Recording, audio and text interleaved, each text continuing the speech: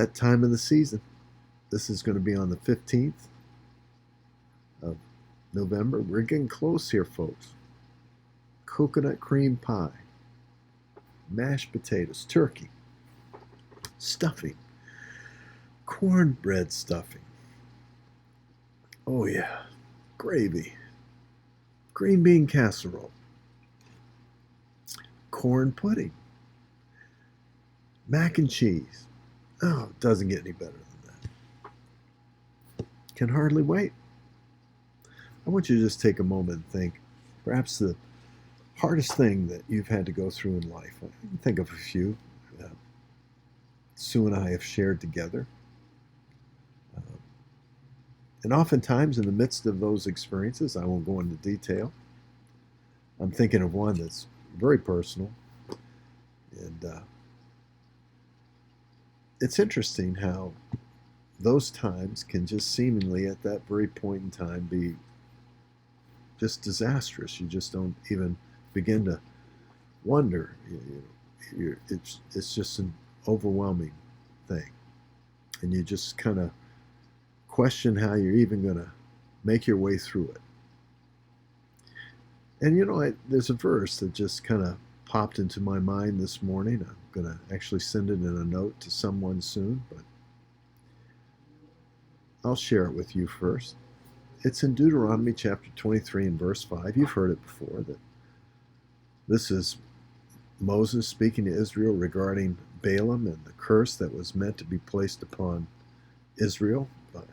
Balak was paying him hugely to do so. It didn't work out. So, as you know, in chapter 25, Balaam counseled Balak to send his women into the midst of Israel so that they could prostitute themselves and they could get Israel to commit idolatry, which would ultimately bring a curse from God. But Moses, in referring to that time, says this. He said, God turned a curse into a blessing. Now that's interesting because only God can do that. Now the devil does a lot of horrendous things, and certainly he doesn't have to be overly involved because we do stupid things to ourselves and horrendous things to one another also. But it's just interesting to me that no matter how bad it is, the devil doesn't get to decide, and by the way, even time and chance doesn't get to decide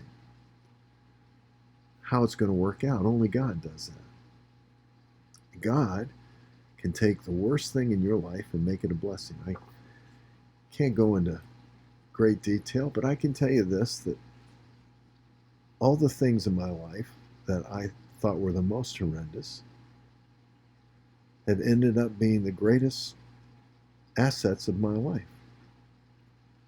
Directed my life towards Christ, directed my life towards the love of my life, Sue, that directed my life in so many different ways, allowed me to enter into this wonderful relationship that we have in IAGM, and also the beautiful relationship we have with Luther Rice College and Seminary. All the things that seemed to be so bad, God took the curse and he turned it into a blessing. Now, that doesn't mean that what you went through wasn't bad. I was sharing last week that in Psalm 23, God prepares a table in the midst of your enemies. You still have the enemies, but you still have that experience, but God prepares a table. God leads you beside the troubled waters. That there are times in our life when things aren't as quiet as we'd like them, but God provides for us. He stills it all out for us. We're truly a blessed people because we have a God who not only cares for us, but in the midst of that caring is also working all these things out for our good. Not a bad gig. That's I think it's a 70s term. not a bad gig. Till next time, friends, God bless you.